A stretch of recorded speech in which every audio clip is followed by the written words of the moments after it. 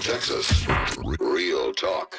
3:32 AM 950 KPRC, Jimmy Bird Show. My guest is here.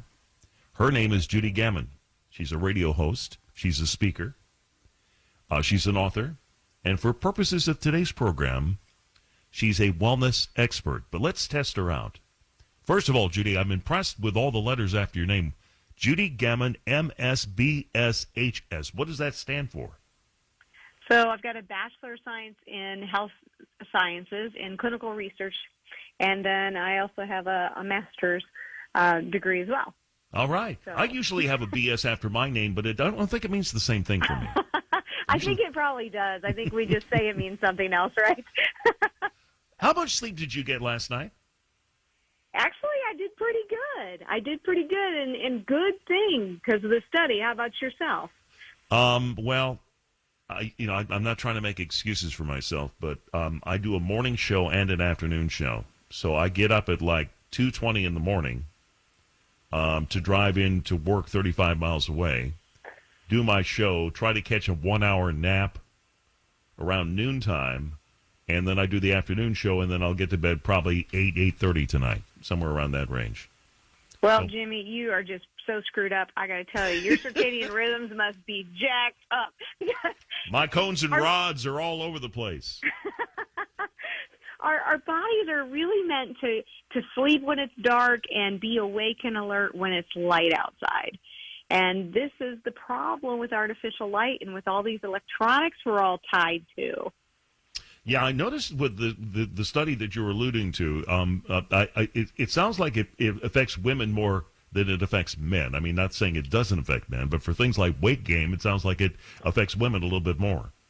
Well, here's the thing. It's a study that the NIH did, the National Institute of Health. It was in the AMA journal, so we know that this is a good, solid study. It's been reviewed. And we can't say it affects women more than men. We can only say that we studied women, because the study didn't study men at all. It only looked at women, ages 35 to 74, and it was over 43,000 women over 5 years. And what they found is that those of us that have light, whether it's coming from our alarm clock or maybe the cell phone by the bed or the TV, oh, please get your TVs out of your bedrooms, that all of these things are causing a disruption in our sleep patterns and our hormones and everything else. And because of this, we're putting on some weight, 17% more likely to gain 11 pounds or more if you have artificial light when you're trying to sleep. It's a big problem. Well, and we've been hearing it's a big problem, and people have been advised to turn that stuff off and to turn it off well before going to bed so you have a chance to kind of relax and get ready to go to sleep, and yet we don't seem to want to do it, do we? We don't. It's a time that we start paying attention to sleep. We talk about nutrition, we talk about exercise, but some reason we all don't think that we need to have the same urgency when it comes to sleep. But we do. This whole sleeping and having light on and not getting good, deep, dark sleep increases your risk for 22% to be overweight. So basically, if your sleep patterns are messed up, you have a 22% risk of being overweight and a 33% chance of becoming obese. So it's not just a little overweight. Yes, we see the study, and it's 11 pounds, 17%, but it says or more. We need to pay attention to the or more. It's not just 11 pounds. Some people are packing on 30, 40, 50, 60 pounds, and a lot of it has to do with the blue light off of our phones and off of any kind of screen, whether it's television or your laptop or whatever. When you're looking at that before bed, it tells your brain, hey, it's time to stay awake. And that keeps your brain and your body from releasing melatonin because all the signals are saying, no, it's not nighttime.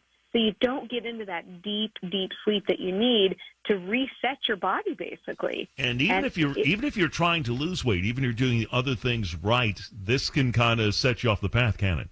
it'll sabotage you. If you're eating right and you're exercising, you're saying, man, I still can't lose weight, you got to look at your sleep schedule. And a few tips I want to give your listeners, because this is really important, is go to bed at the same time. Go to bed and wake up at the same time as much as humanly possible. A lot of times we'll say, well, my work schedule's this on these days, and we'll fluctuate when we go to bed, when we wake up, even on the weekends. Just that fluctuation on the weekends can kind of mess you up. And so just try to stay on a schedule.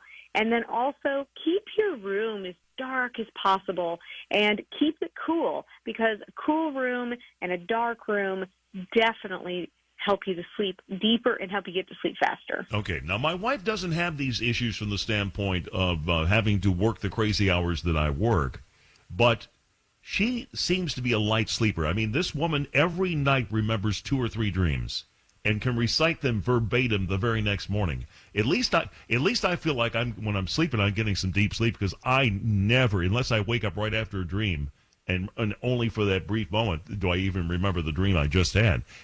Remembering vivid dreams constantly, is that a sign that you're a light sleeper? No, it's just the opposite, Really? actually, Jimmy. Because when we get into sleep cycles, the longer we stay asleep, the deeper we can get into what's called REM sleep, rapid eye movement.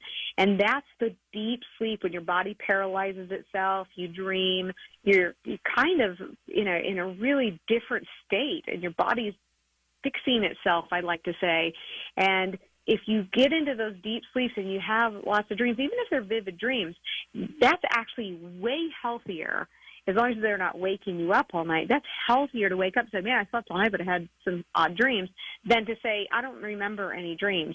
The fact that a lot of people don't remember dreams sometimes can be because they have low human growth hormone. They're not getting into that deep sleep. It could be other hormones, your testosterone, your estrogen, all of that, and you're becoming a light sleeper and not getting into that REM sleep, not getting into the sleep you need to be able to dream. So I'm the one that's the light sleeper. You're the problem. I told you were all mixed up on your sleep schedule. Doggone it anyway. Well, I am in the process of losing weight. At least I can say it hasn't impacted that. Although I got to the point where it's probably 25, 30 pounds overweight. We should maybe get into diet a little bit too. Are there things you can do with your diet that help promote more restful sleep? That's a great question, and there are some do's and don'ts. And I'm glad we're asking this, because it's a real pet peeve of mine when people go to their doctor and they're not asked these kind of questions. How are you sleeping? What are you eating? What time are you eating? At Executive Medicine Texas, we put everybody through a 24-page questionnaire, and we start with sleep. And this is why it's important, because if you're consuming caffeine late, you're less likely to get into a deep sleep. And also, and this is a big myth, people think if I have a drink at night, it helps me sleep. Just the opposite. There's been lots of research that says if you drink alcohol before you go to sleep, you won't get into that deep sleep that you need. So avoid alcohol. Don't have caffeine really past 2 o'clock in the afternoon if you go to bed at a normal 9, 10 o'clock. And then exercise before bed or in the afternoon, but not right before bed, at least 2 hours before you go to bed. But that exercise actually will help you sleep and sleep deeper.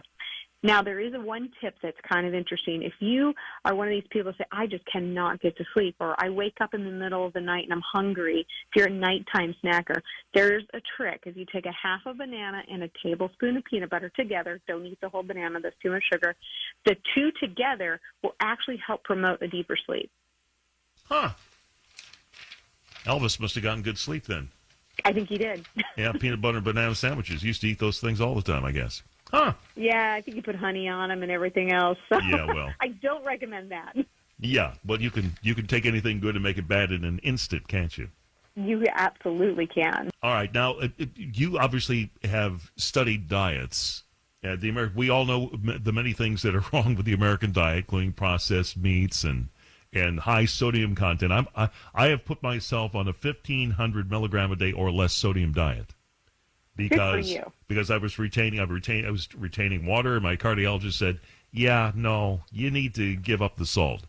So I've kind of, that's the first thing I look at now, sodium content. And here's the thing I found, Judy, that I thought was rather interesting. If you count sodium like that, you naturally end up with lower calorie, better for you foods because those are the ones that don't have all the sodium in them. Mm-hmm. You're absolutely correct. And just paying attention, just the fact that your doctor gave you advice to start reading labels, it makes you aware. We do way too much unaware eating. And a lot of this, unfortunately, happens in front of the television. So you get in front of the TV and you're snacking and you're taking in all these extra calories and salt because some reason a lot of us crave salt at night. So we sit down with some cashews or pistachios or crackers or what have you, chips, and then you're just packing in the sodium and the calories, and then your body is not ready to go to sleep because it has to digest. It's got work to do. Yep. So nutrition and what we eat totally tied in to how we sleep. All right. Judy, good to talk to you. Thank you so much. Hope we can call on you again someday. Always a pleasure. Absolutely. Anytime. Judy Gaman joining us here on AM 950, KPRC nutrition and wellness expert. Yeah, some good advice. Back with more in a moment here on this Wednesday edition Jimmy Baird Show, KPRC.